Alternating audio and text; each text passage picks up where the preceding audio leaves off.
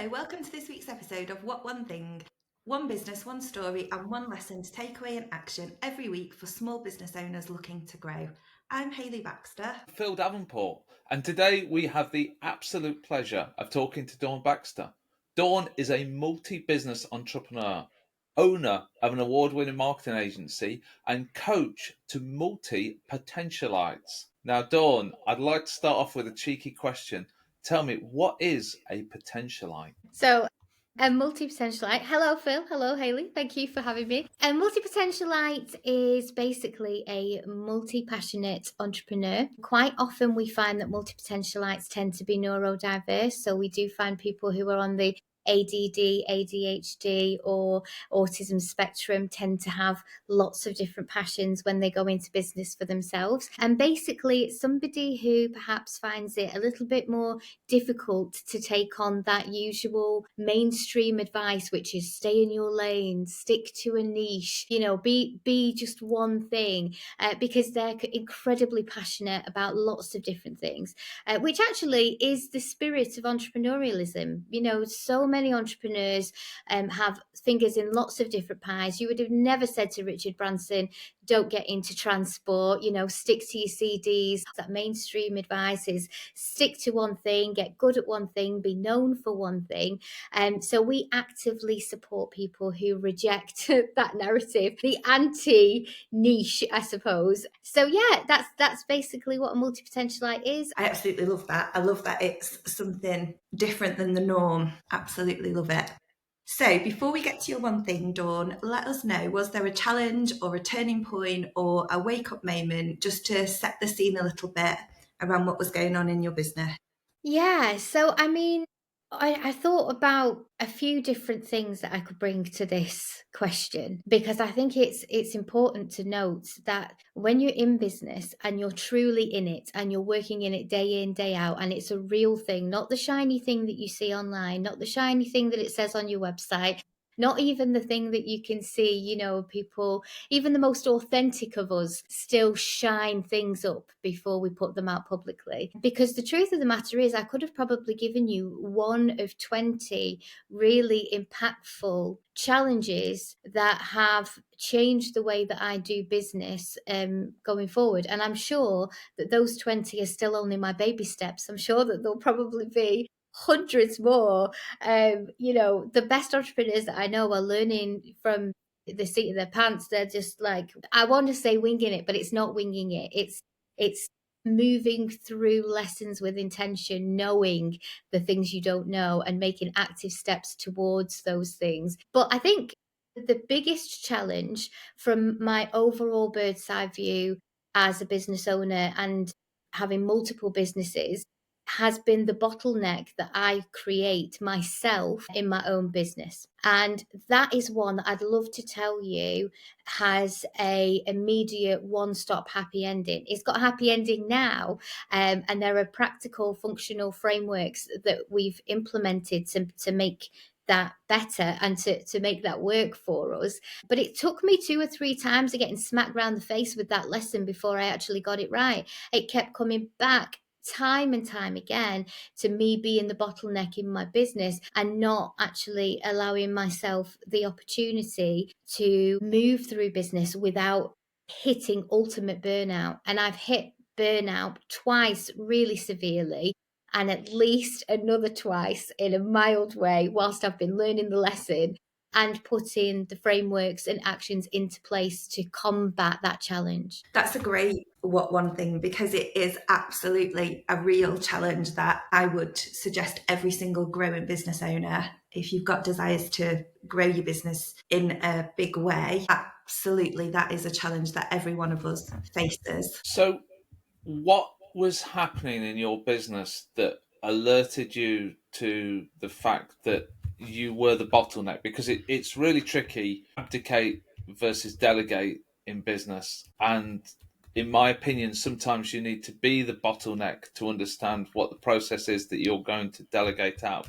What was the kind of, the as you put it, slap in the face moment where you realised, I've got a problem here? Well, there's been a few, but the most severe and the one that led to probably the hardest of the two proper burnouts that I've been through. It was around, you understand as a business owner that the book stops with you, the responsibility stops with you, the accountability stops with you, you know that. But there is a certain element as you begin to grow, as you start to take on team, as you say, Phil, you find ways to delegate, that you become further and further out of the day-to-day details, the initial stuff.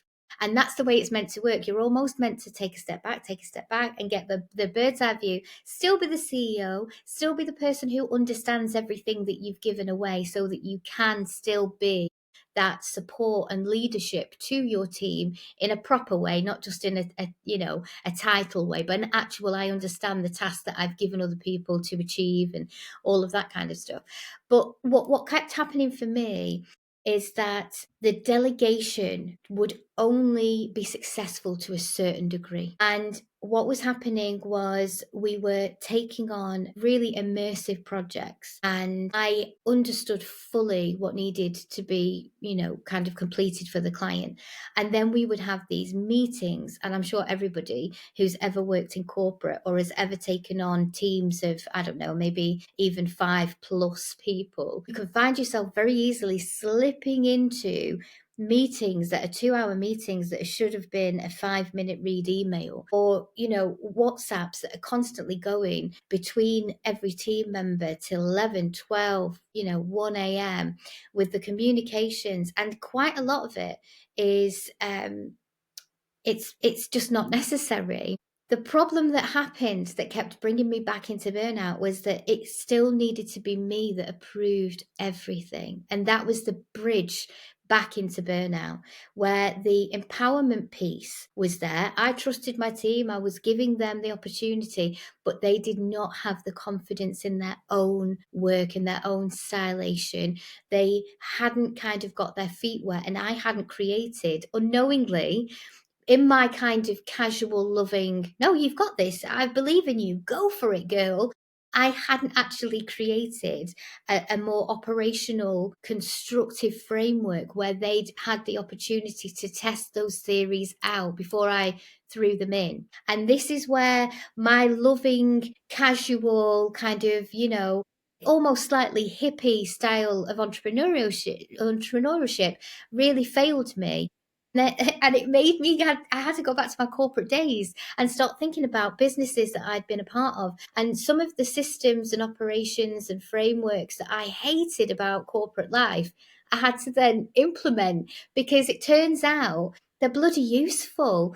And you can't just turn to somebody who's never been empowered before and say, here is the baton, you have my full loving support to run with it, and expect them to know how to win that race. Nobody has ever believed in them before. Nobody has ever given them that power before. And then that power, obviously, every single superhero movie we know, with great power comes great responsibility. So then there's panic and there's overwhelm. And like I say, I like to surround myself with neurodiverse people. So, we love a mental traffic jam that puts us into freeze or flight. And then those types of things meant that all books, not just the CEO piece, not just the delegation piece, but actually getting into the nitty-gritty of the details, all things still came back to me. And it wasn't because I wanted to micromanage. I was trying to give the stuff away. I could not give it away, and I was hiring the most talented people, the most capable people, but because nobody had ever allowed them, like a toddler, if you will, to slowly but surely take on small bits of responsibility and grow in that role, they'd been starved, and I invited them to a feast, and they just did not know what to do with it. So that took us, and still, as I say this, I would say that there's a positive outcome. We have frameworks in place, we have operational structures in place that really work for us now. And people aren't just forced to eat at my table immediately. They're given the opportunity for an hors d'oeuvre, and then they can go away and process and digest that before they come back to the big feast. But that's where I really went wrong. And I think that also came from a personal drive, an intrinsic motivation that I had previously had, because I'd always wanted to be given that empowerment. So I just automatically assumed that everybody was as hungry for that kind of trust as I had been in my previous career. And it turns out not so much. Not so No, much. I'm slightly laughing because some of it really resonates with having a team. So to summarise, the situation was you were keep going back to burnout. You had a team that weren't performing to their best ability because they were almost given too much freedom and they didn't know what to do with that or where to go with it. There was, you haven't directly said this, but I'm guessing there was potentially client impacts, although I'm sure you managed that in the right way. No. I can assure you there was no client impact. That's why I ended up in burnout. Okay, fair enough. So that was the situation. Tell us then, though, you talked about frameworks and things you implemented. So talk to us a little bit around some of the specific things that you did that really helped make a shift change. Okay, well, the first thing I did was I had a very open and honest conversation with my team where I explained that every single bit of information they gave me would not be negatively impacted on. Like, actually tell me how you're feeling. You're not going to be fired. You can say anything you want. This is a safe space. The vault is open. Let's talk like real human beings, not employer to employee.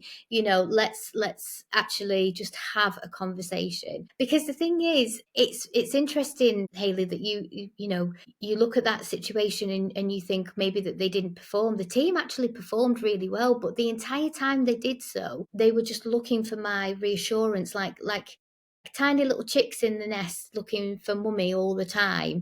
It was more a case of they performed really well and they actually did quite a good job of hiding the level of overwhelm they were under from me for a decent amount of time. It's just that I had not provided for them in my ultimate idea of giving people the empowerment to lean into their own talent and their own skill. I hadn't actually been a leader.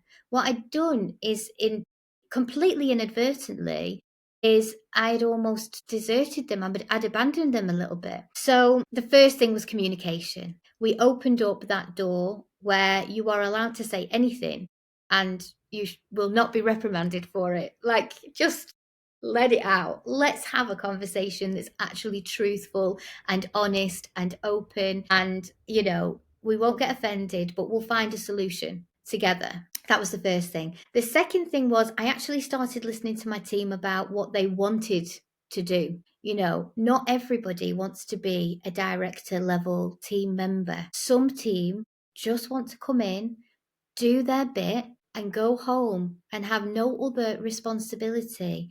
Not everybody is trying to make 20k a month. Not everybody is interested in being that involved. Not everybody wants to come on the trips, the international trips that we go on when we do our content shoots. And it sounds to somebody like me that's like, get me on the plane, get me to Paris, get me to Ibiza, get me to New York. I'm like, how could you not want that? But they don't want that. Not everybody does. Some people just want to come in and support us, maybe even in an admin sense, do their bit, go home, and then forget we exist until tomorrow morning. So this was a massive structure change because what had really failed was me. Although I was the bottleneck that was fixing the things, and that's what ended up in burnout. It wasn't a failing in the team at all. I'd absolutely hired correctly, and I'd hired the right talent and skill. But then what I'd done is I hadn't looked at what these people actually wanted, where their strengths lay, what they were actually feeling. So the first thing that I did is I conducted a whole bunch, and I love these. Sorry to get a bit psychological, but I did a whole bunch of psychological tests. We found out what animal we were, what plant we would be. We did the PERMA, we did all of the different tests, and we learned about ourselves and what our intrinsic areas of motivation are, what our skill sets are, what it is that we actually want to achieve, what would light us up in terms of actually my career as I go in and I edit photos all day, every day. Like, what's the thing you actually want to do rather than me just delegating tasks for the sake of delegating tasks. What is it you want to do? What really fires you up, lights you up, and makes you happy? And we restructured the entire company. Well, we restructured it that once, and we've given it a shift. Kind of, it's like a moving thing now. It's not set. We have these regular communications, and the roles that we have change, and the flexibility that people used to have in terms of me going, yeah, you can sort it, here you go, I believe in you, go get him, tiger. What happens now is we have the conversations, and that flexibility is in those conversations instead. So instead of me just assuming and abandoning, there are key elements to my, so because I am here to support them. I think a lot of people think that leadership puts you at the top of the pyramid, and that's absolutely incorrect. You are the bottom of the pyramid. And entrepreneurs, we know, even from finances, I think sometimes people understand it because they'll be like, oh yeah, I paid the overheads and I was able to buy myself a coffee. I'm an entrepreneur. And they get it from that point of view. Like everybody else gets paid before they do, like the military, like the most senior member eats last. But people don't realize that actually the workload and the responsibility is the same. It's the same. We're there as leaders not to be the top of the pyramid, being like, oh yeah, I'm a multi-business owner, and I know that, my intro does that, and it's nice and I love it, don't get me wrong. My ego still loves it. But at the end of the day, we're actually at the bottom of that, holding other people up, and that's exactly the way it should be. And that's the bit I got wrong. So many people were influencing my ideas in what I consumed online when I went to like in-person events and stuff, and it was like, you should be the CEO that can step away. If you've got a good business, that's a well-oiled machine without you even existing. You're just a concept. Be on a beach in Ibiza with a margarita and let the money roll in.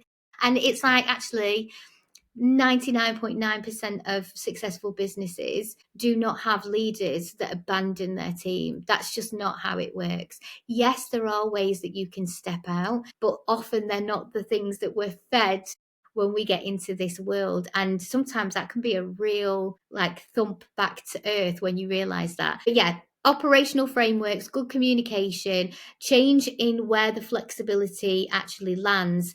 And I just started showing up for the people who I actually hired, rather than expecting that they would just automatically want to be promoted and want to take on big projects and would want the empowerment and trust to just go and run with it. And I've given people the opportunity who did want that to take smaller training steps into that. The same way as you raise children, we raise our colleagues, and we give them, instead of expecting somebody to have something down in 6 weeks, we take on smaller projects and have somebody work their way up to that, so that by the time I'm saying that belongs to you now, good luck, my friend, and walking away, they've actually had some experience and their confidence has had time to catch up with my trust. So I'm going to attempt to summarize a little bit of that because I resonated with a lot of it. So I think the first thing that we have to realize as business owners is that we are not normal. Whether you're neurodivergent, whether you want to say you're on the spectrum, the very fact that you have started a business and you don't want to be an employee makes you not normal. And then when you recruit employees, by that very measure, they will not be the same as you because they do not want to start a business, otherwise they've started a business. And that's a very hard piece to comprehend because you think everybody's up at midnight having a look into the latest Active Directory standards, and people aren't, because we're not normal as business owners and we don't want to be normal, and they also don't want to be like us. I think that's a huge piece. And then to go on from that, I love that you then put it to an open table to say, look, let's talk about where we're going. Let's talk about what everybody would like.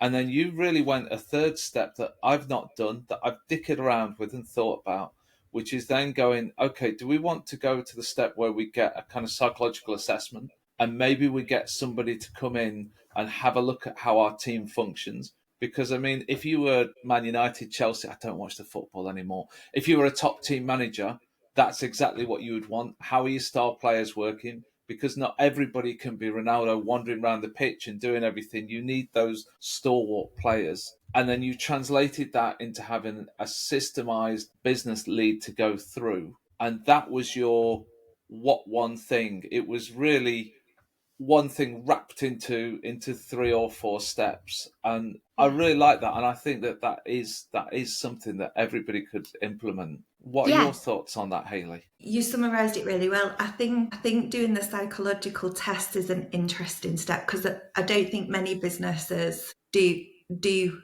probably care. That sounds really bad to not care that much, but they probably don't have the realization themselves to see how that may help. But ultimately, at the end of the day, the team and the way your team interact with you and each other and your clients is ultimately what makes or breaks your business. And I don't think that can be underestimated hugely. So the impact is now you've got an amazingly happy team. Most of the time. Most of the time. Most of the time.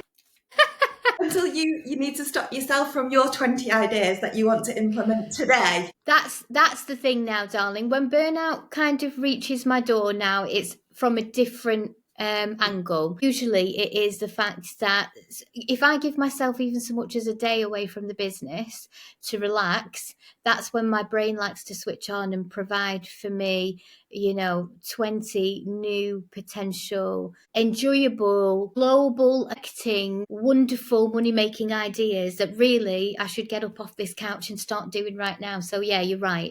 It's still there. The lion is still outside of the window, but it's not coming from the same angle. And obviously me managing the inside of my crazy mind is my responsibility. So it's nobody else's fault that. So before we go down a what two things, which I think we could probably get 15 things out of you, Dawn, and each one would be, valuable and incredible. I would like to know if people want to work with you, if they've listened to this and said, do you know what, that sounds like me, I need some help with that. How are they best to reach out, get in touch with you?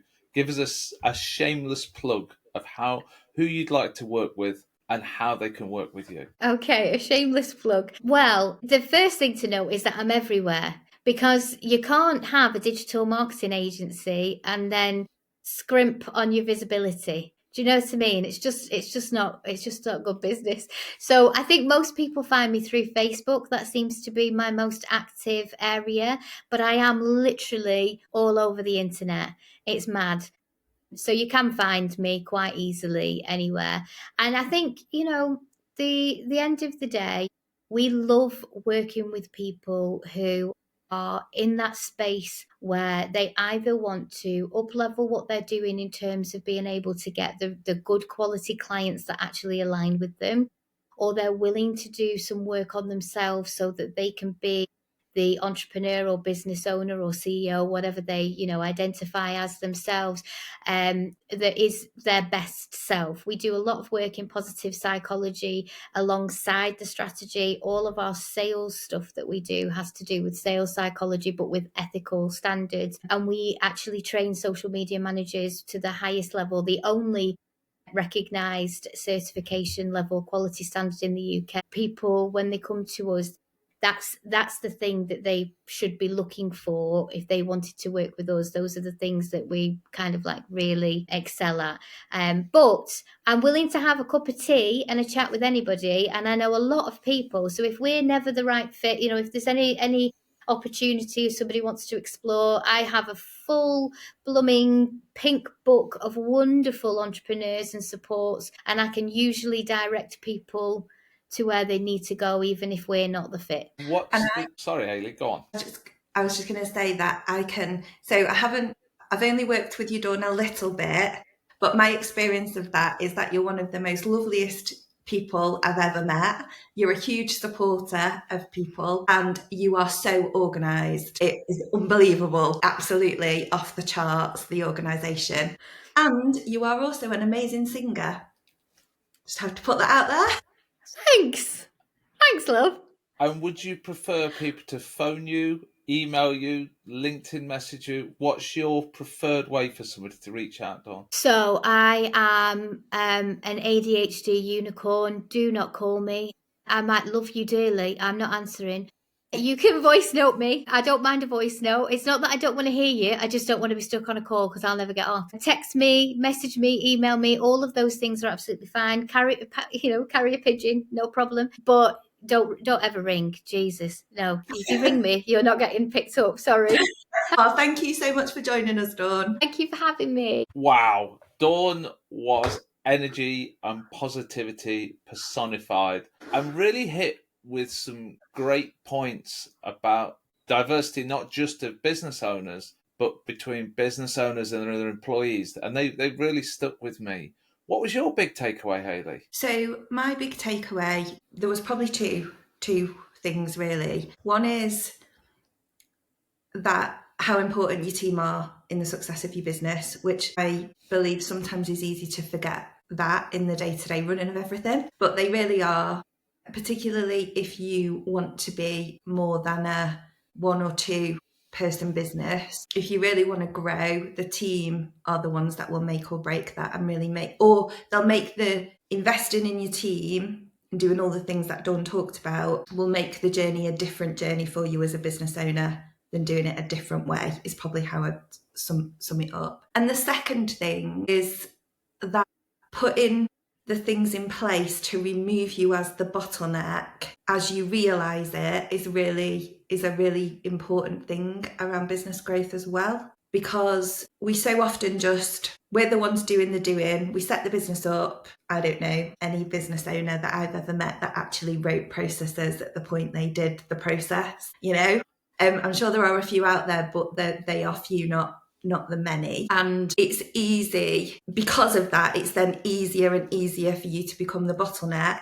And I think the realization that actually you need to give the team the tools to help them do their job in the best way, again, is another great takeaway. I would add to that, one of the issues that we have as business owners or as high flyers, whatever we'd like to describe ourselves, is that the process that we follow is the process for somebody else who's like us. And some of the bit that really resonated with me from Dawn was that she was handing things to people how she would like them to be handed to her, but that's not how people actually want them to be handed. So almost in writing your own processes, you're handicapping yourself because you're looking for another business owner to be an employee, and business owners don't like to be employees. And so the system falls apart. So by having that roundtable discussion with her team, and this is something we've started to go through within my own business, you can then start to say to people, how do you do it? And you have to take a step back because it won't be the same way that you do it,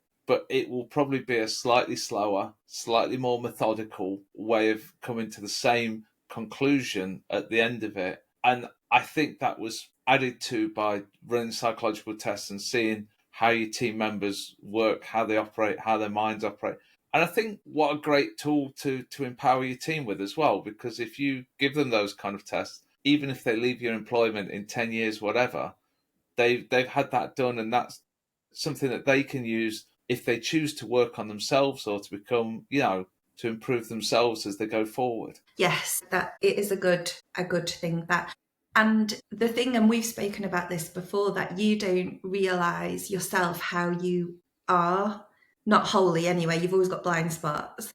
And I think and that will be the same for your team because we're all only human. And I think doing some of those tests and going through that process, it actually opens your own mind about how you really are and things that you didn't realise, which then means awareness is the first step in any road, isn't it? And then from that, you can use it in a better way to help you, do whether that's in your job, in your personal life. I think they're really useful things to have done. And it's interesting because as a business owner and managing a team, it's not really something I've ever considered doing for my own team. But yet, when I worked in the corporate world, we always did things like that. Yeah, I agree. I think as with all these things, as stewards of the pound, when it comes to these things, we always think about the cost more than the benefit, because I think it's almost tangible, but it's also intangible at the same time. Can I see the benefits of getting 10% off a computer from a supplier? Yes. Can I see the benefits of paying however much for a psychological test on my employees? Oh, I'm not so sure. And I think starting on that and then staying on that track would be really important. It's certainly the first step, isn't it? To then really carrying on and having those weekly, monthly, whatever it is, and at the end of it, I think a new employee, what a fantastic thing to say we've got a psychometric test just to kick you off to make sure that we can work with you to get you to the best point possible. Yeah. And it's something we didn't really touch on in it was, again, there must have been an ego side to Dawn to put that out of the way, to then go, this isn't working and we need to do this change piece. Again, is a great trait, really. So thanks so much for joining us. We hope you found one thing to help move your business forward. And if you did, please do us a favour, share this episode with someone else who's on the same journey, and we'll see you next time on What One Thing.